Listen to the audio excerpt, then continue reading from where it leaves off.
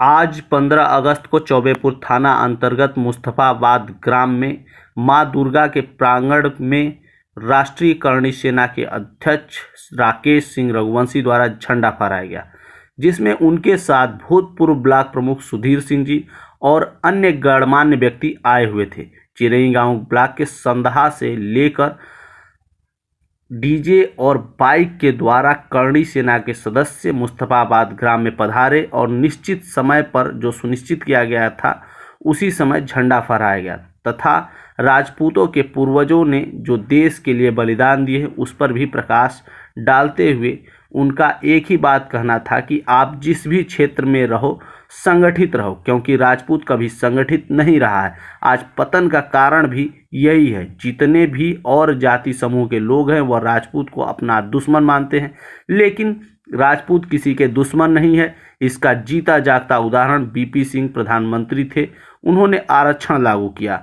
अगर Rajput other caste से चला तो क्या जरूरत थी आरक्षण लागू करने की। तथा रघुवंशी जी द्वारा इस देश के प्रधानमंत्री को आड़े हाथ लेते हुए कहा कि जो प्रधानमंत्री नरेंद्र मोदी जी ने किए वह माफ़ी के लायक नहीं है।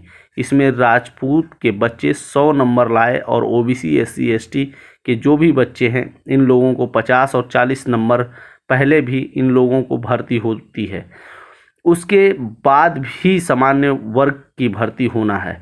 यही काम नरेंद्र दामोदर दास मोदी जी भी कर रहे हैं, जो इस सामान्य वर्ग के समाज के लिए एक कोड साबित हो रहा है।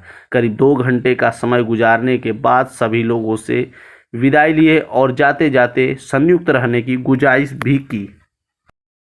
भारत के ऐसे प्रधानमंत्री थे जिन्होंने पिछड़े समाज को, जो लोग कहते हैं ना कि छतरी क्या कर सकता है, मैं बताता हूँ। आज ये जो समाज फल फूल रहा है, अपने हक और अधिकार के लिए लड़ रहा है, अगर बाबा साहब भीमराव अम्बेडकर ने किया, उसके बाद अगर किसी ने किया तो विश्वनाथ प्रताप सिंह को सुनो आप। विश्वनाथ प्रताप सिंह ने 27% आरक्षण दिया पिछड़े लोगों को, और ये अगर 27% आरक्षण न देते तो आज ये समाज और पीछे गर्क में जाता। इसके पहले की जो सरकारें थी उनके भी टेबल पर था, ये उनके भी टेबल पर ये फाइल थी, चाहे वो जवाहरलाल नेहरू रहे हो, चाहे इंदिरा गांधी रही हो, चाहे उनके बेटे राजीव गांधी रहे हो, और चाहे बीजेपी और चाहे माले के जो लोग गठबंधन की सरकार बनाए हो, सबके टेबल पर था। लेकिन उनकी पीड़ा को, उनके दुख को, उनके तकलीफ को अगर समझने का किसी ने काम किया तो ठाकुर विश्वनाथ प्रताप सिंह ने किया। क्या ठाकुर विश्वनाथ सिंह का सम्मान है कहीं पे?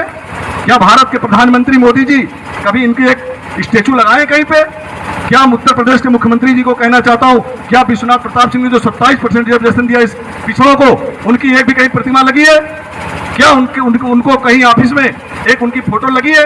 आपने बाबा साहब का लगाया, बहुत बड़ी बात, बहुत अच्छी बात है। आप अपना लगा रहे हो, सबसे अच्छी बात है।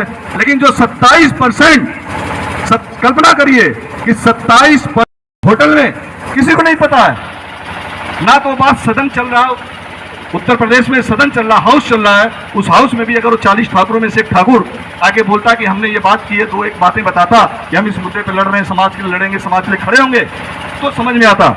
लेकिन ठाकुरों ने उल्टा तीर ले लिया। ठाकुरों की सबसे बड़ी कमी यही है, सबसे बड़ी कमी यही है। आप शांति से नहीं रहना चाहते, आप कोई भी बात, घर की बात बाहर खट से निकाल देना चाहते हो।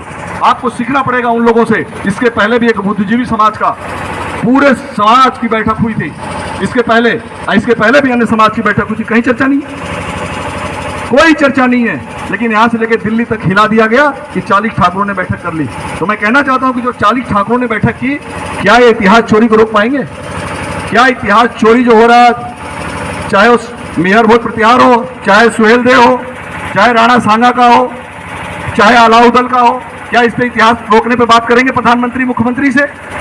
क्या EW इकोनॉमिकल वीकर सेक्शन पे बात करेंगे कि जो सवर्ण समाज के बच्चे हैं, जमीन प्लाट मकान की शर्तें मोदी जी तुमने लगा करके दिल्ली से इन नाटक जो किया, इसको बंद करोगे?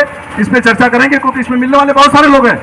क्योंकि जब 27% रिजर्वेशन विश्वनाथ प्रताप सिंह ने दिया, उन्होंने कोई शर्त नहीं लगाई। उन्होंने कहा कि आप इस कैटेगरी से आते हो, यानी इस जाति से आते हो, आप 1 करोड़ कमाओ, 2 करोड़ कमाओ, 10 बीघा हो, 50 बीघा हो, कुछ भी हो, लो, इस कैटेगरी से आपको रिजर्वेशन मिल गया। लेकिन जब यहाँ पे सवर्णों की बात आई तो मोदी जी ने दिमाग लगाया, गुजराती बुद्धि लगाई और लगा करके कहा जेकरे पास 5 बीघा जमीन हुई वही EWS श्रेणी में ना आई, जेकरे पास 8 लाख रुपया से इनकम ज्यादा हो, चाहे परिवार में माई बाबू बहन